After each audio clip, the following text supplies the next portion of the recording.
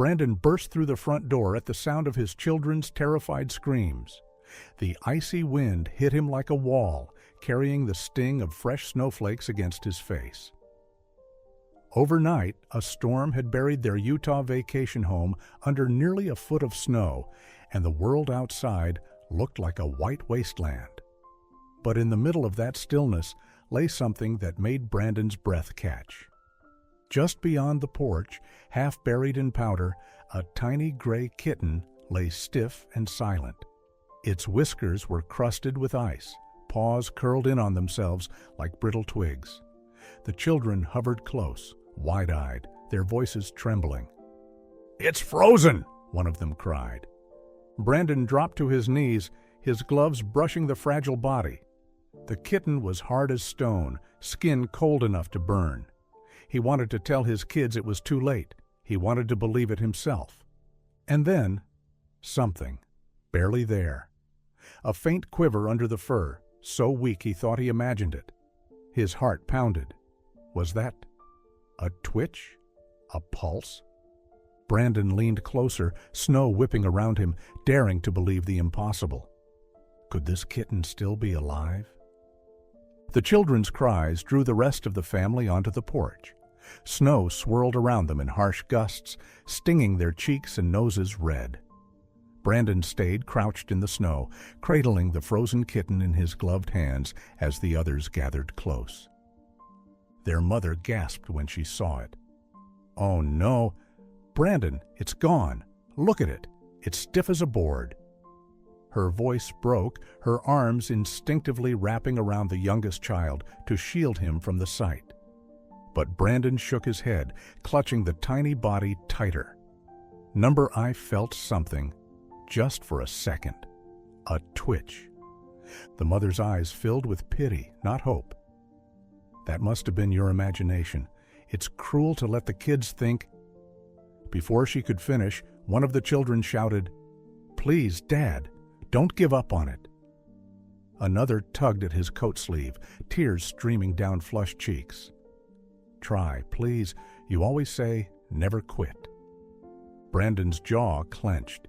He couldn't bring himself to tell them what seemed obvious, but he couldn't ignore that strange flicker he'd felt either. His hands trembled as he lifted the kitten higher, staring at the frost clinging to its fur. "I'm not walking away," he said firmly. "If there's even a chance, I won't stop." The mother opened her mouth to protest, but something happened that silenced them all. The kitten's tiny chest moved. Just once. A shallow rise and fall, so fragile it could have been mistaken for the shifting wind. And then, through the silence of the storm, a faint puff of steam drifted from its nose, gone in an instant but undeniable. The children gasped. "It's breathing!" The mother's hand flew to her mouth, her eyes wide with disbelief. Brandon's heart surged as though it might tear through his chest. That puff of breath, thin as it was, changed everything. The fight wasn't over. Brandon didn't hesitate. He clutched the kitten against his chest and barreled through the front door, snow scattering across the wooden floor as his boots pounded inside. His hands trembled so violently he could hardly keep hold of the tiny body, but he made straight for the fireplace where a faint glow of embers still smoldered from the night before. "Justin!" he shouted. His brother was already on his knees by the hearth. Years ago, Justin had taken a handful of veterinary classes before life carried him in another direction, but tonight that half-forgotten training made him the only hope they had. He peeled off his gloves, his face set in grim focus, and carefully took the kitten from Brandon's shaking hands. The children clustered close, whispering prayers under their breath, eyes locked on the limp body. Their mother hovered in the doorway, torn between rushing forward and shielding the kids from the heartbreak she felt was inevitable. Justin laid the kitten belly up in his palms, supporting its fragile neck with 2 fingers. He pressed his thumb gently against the tiny chest and began soft compressions, steady and precise. "Come on, little one," he muttered. "Don't you quit on me." The warmth of the fire licked against its frozen fur, releasing the sharp smell of singed hairs as the ice began to melt. Droplets ran down its sides, soaking into the towel Brandon had laid beneath it. The sound of the storm outside faded into silence. The only rhythm in the room was the faint thud of Justin's thumb against the kitten's chest. Minutes crawled by. Nothing. No twitch. No breath. No spark. Justin's face paled. His movements slowed as doubt set in, his voice breaking. "I don't know if this is helping. I might be hurting it." "Keep going," Brandon urged, kneeling at his side. "Don't you dare stop." Justin hesitated, sweat beading on his forehead despite the chill in the room. His hands shook as he continued the compressions. "What if I'm breaking its ribs? What if this is all for nothing?" And then, under his thumb, a flutter, so faint it felt like the beat of a moth's wing. His breath caught. He pressed again, and there it was, a tiny, irregular pulse struggling against the odds. Justin's eyes widened. "Wait, I feel something." Brandon leaned closer, the children holding their breath in unison. "A heartbeat?" Justin whispered. "It's weak, but it's there." The room erupted in gasps and muffled sobs. The impossible had just taken its first step toward becoming real. The minutes stretched into what felt like hours. Justin's arms began to ache, his thumb pressing in steady rhythm against the kitten's chest. When his hands cramped, Brandon took over, clumsy at first, but desperate, mimicking every motion he'd seen. The mother stepped in next, warming towels in the dryer and draping them over the tiny body while the children crouched close, whispering encouragement as if their words alone could anchor the kitten to life. The house became a rotation of hope and exhaustion. Someone pressed tiny breaths into its nose. Someone else rubbed its paws to coax blood back into them. Every time they passed the kitten from one pair of hands to another, the fear was the same, that this time it wouldn't respond at all. An hour crept by, the storm outside still raging. Doubt seeped in with the wind. The mother's voice trembled as she finally said what had been sitting heavy on her chest. "What if we're wrong? What if he's suffering and we're just forcing him to stay?" Her words silenced the room. Even the fire popped quietly, as if holding its breath. The children's eyes widened in protest, but no one could answer her. Not Brandon, not even Justin. And then, a sound. So soft at first they thought it was the fire cracking again. But no, it came from the towel-wrapped bundle in Justin's lap. A mule? Weak, broken, but unmistakably alive. The children gasped in unison, their hands flying to their mouths. Brandon froze, staring as the kitten's tiny chest lifted with another shallow breath. The mother's eyes filled with tears. Her doubt melted away in an instant. Oh my God, it's fighting back. The room erupted in relief, the heaviness shattered by that single fragile cry. Against all odds, the kitten had spoken. The sound electrified the room. That fragile mule cut through the storm like a promise, and suddenly everyone was leaning closer, eyes fixed on the trembling bundle. Justin adjusted the towel, his fingers careful as glass. "Easy, easy now," he murmured, hardly daring to blink. And then it happened. Slowly, painfully, two thin lids fluttered. The kitten's eyes cracked open, dull at first, clouded by exhaustion, but undeniably alive. The children cheered so loudly the mother had to hush them, though her own tears betrayed her joy. One of the boys whispered reverently, "He came back, just like in the Bible. He's Lazarus." The name stuck instantly. Within seconds, all of them were calling the kitten by it, as if speaking it aloud might tether him more firmly to this world. Justin, however, kept his expression stern. He cradled the frail creature closer to the fire, shaking his head. "Listen to me. Opening his eyes doesn't mean he's out of danger. His body's been through hell. Hypothermia, shock, he might not last the night. The words fell like a shadow over their joy. The children's smiles faltered. The mother swallowed hard, torn between wanting to protect their hearts and not daring to crush their hope. Maybe we shouldn't get too attached just yet. No, one of the girls said firmly, her chin trembling but her eyes steady. She stroked the kitten's head with one tiny finger. He's ours, and he's a fighter. The room fell quiet. No one argued with her. Justin sighed, glancing at Brandon. If he's going to make it, we need to see if he can eat, even a little. Brandon fetched a shallow dish of milk and held it under the kitten's nose. For long seconds, nothing happened. Lazarus remained limp, eyes half-lidded, breaths shallow. The children's faces fell again, their hope draining almost as quickly as it had come. "Come on, buddy," Justin urged softly. He dipped his finger into the milk and brushed a single drop against the kitten's lips. For a moment, there was no response, and then, so faint it seemed impossible, the kitten's tongue flicked out, licking the milk away. Gasps filled the room. "He's drinking," one child shouted. The kitten licked again, weak but deliberate, pulling at life with each tiny motion. Brandon exhaled a shaky laugh, his shoulders sagging with relief. He wants to live. The name Lazarus had never felt more fitting. The fire had burned down to a steady glow by the time the family fashioned a small bed for Lazarus. They lined a shoebox with towels fresh from the dryer, folding them around him like a nest.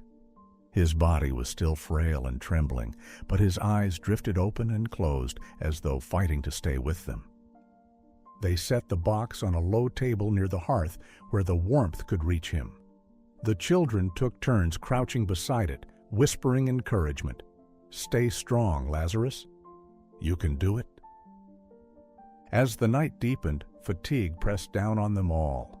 Justin leaned back against the sofa, rubbing his eyes. "Someone has to stay up," he said quietly. "If his breathing stops, we'll lose him." Their mother hesitated. "And if it does? If he dies in our care? What then?" Her voice trembled, the weight of responsibility heavy in the dim firelight. "I don't want the kids to wake up to that." Brandon shook his head. "Then I'll watch him. If something happens, it's on me." The others exchanged uneasy glances, the unspoken fear hanging in the room like smoke. Each shallow rise and fall of the kitten's chest became a test of their faith. Hours passed, marked only by the crackle of the fire and the storm battering the windows. And then, suddenly, Lazarus's tiny body jerked violently, his legs stiffened, his head thrown back in a sharp spasm. The shoebox rattled. The children screamed. Justin was on his knees in an instant, scooping the kitten into his hands.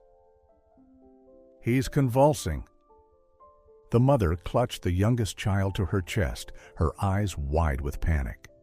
Brandon hovered helplessly, torn between holding his kids back and jumping in to assist. Justin pressed the kitten close, rubbing his chest, whispering urgently, "Stay with me. Come on, Lazarus. Stay with me." The night that had felt long already had just turned into another battle for life. Morning brought a fragile peace. After the long night of watching every breath, every twitch, Lazarus had finally drifted into a more stable rhythm. His chest rose and fell with slow, steady movements. He was alive, though no one dared call him safe. The Bingham family gathered around the table where the shoebox bed still sat. The kitten was wrapped in warm towels, a tiny warrior resting after a night of battle. It was then that their cousin, Emily, who had been visiting for Thanksgiving, cleared her throat. She looked at the kitten, then at the family. "I'll take him," she said simply. The room went still. "You?" Brandon asked, startled. Emily nodded, her eyes soft but resolute. Yes, he deserves a home, a forever one. This isn't just survival. This is meant to be. I believe this cat was meant to make it. The children erupted with protests. But he's ours, one cried. We found him. Another shook her head furiously. He'll forget us if he leaves. Their mother tried to calm them, though her own heart ached at the thought. He needs stability, she said gently. We can't take him back and forth every time we come here. Emily can give him that. The children looked betrayed, tears welling in their eyes. But what if he doesn't remember us? The youngest whispered, his voice breaking. Justin leaned in, speaking softly. Cats don't forget kindness. He'll always remember who gave him a second chance. But Emily can give him the daily care he needs. The family wrestled with the decision, torn between love and logic. The children clung to the box, unwilling to let go, as Emily quietly set a carrier on the floor beside her. Brandon finally knelt by his kids, his voice steady but sad. Sometimes loving something means letting it go where it's safest. Lazarus deserves every chance. The room filled with silence, heavy and reluctant. Slowly, one by one, the children nodded, though their tears didn't stop. Emily bent to lift Lazarus gently from his bed. The kitten stirred weakly, his paws twitching as he woke. She moved to place him in the carrier. And then, with surprising determination, Lazarus squirmed free of her hands. He wobbled, tiny claws digging into the blanket, and crawled straight into the lap of one of the children, curling into a trembling ball against their chest. Gasps filled the room. The child held him close, sobbing with relief. Emily smiled through her own tears. Well, it seems he's made his choice. The family realized in that moment, Lazarus wasn't just surviving. He was choosing his family too. Weeks passed and Lazarus grew stronger with every day. His fur, once brittle and patchy, grew soft again, gleaming silver in the light. His legs steadied, his steps turned playful. He began to chase shadows across the floor and pounce clumsily on dangling strings, his tiny mules now bright with life instead of struggle. The children visited often, each time marveling at how much he'd changed. He doesn't even look like the same kitten, one whispered, stroking his sleek coat. Emily laughed, nodding. That's because he isn't. He's Lazarus, the one who came back. But old fears lingered. Every time the door opened to a snowy yard, the family's eyes darkened with worry. They couldn't forget the sight of him half buried in the drifts, silent and frozen. One bright afternoon, with the snow glittering under a pale sun, Lazarus made his choice. The door cracked open, and he bolted, a streak of gray against the white. Gasps filled the room. "No!" the children shouted, rushing to the porch. Emily followed, heart pounding. Lazarus vanished into the drifts. Panic swept over them, memories of that first terrible morning threatening to repeat themselves. Then a flicker of movement caught their eyes. Up ahead, high on a mound of snow, Lazarus stood tall, tail flicking proudly. His fur rippled in the wind, his golden eyes alive with defiance. The family stared in awe, breathless with both fear and relief. "He's not afraid anymore," Emily whispered. And it was true. The kitten, who had once been frozen solid in a storm, now claimed the snow as his kingdom, daring the world to try and take him down again. The snow outside eventually melted, but the memory of that storm never left the Bingham family. In quiet moments, they often found themselves replaying that night in their minds, the frantic compressions, the endless waiting, the tiny mule that broke the silence. Saving Lazarus had been about more than keeping a kitten alive. It had been about proving that even when the odds are stacked against you, refusing to give up can turn the impossible into a miracle. Lazarus seemed to carry that truth in his every movement. By day, he was a whirlwind of energy, chasing falling leaves or curling up in laps, purring like an engine. By night, he always wandered to the fireplace, circling the same spot where his heart had been coaxed back to life. He would curl up in the glow of the embers, eyes half shut, as if remembering where warmth and hope had found him again. One evening, Emily shared the story at a local shelter. The volunteers listened in awe, tears glistening as she described the moment a puff of steam left the frozen kitten's nose. Word spread quickly. Soon others were asking about Lazarus, the miracle cat, and what his survival meant. Inspired, the family began spending weekends at shelters, helping care for animals others had overlooked. They whispered encouragement into the ears of trembling dogs, stroked the heads of senior cats passed over by visitors, and reminded themselves of the lesson Lazarus had etched into their hearts. Every life is worth fighting for. The story traveled far beyond their circle, bringing hope to strangers who needed a reminder that miracles are possible. And every time Lazarus leapt into the snow or curled by the fire, he carried that miracle with him, living proof that sometimes love and persistence are enough to change fate itself.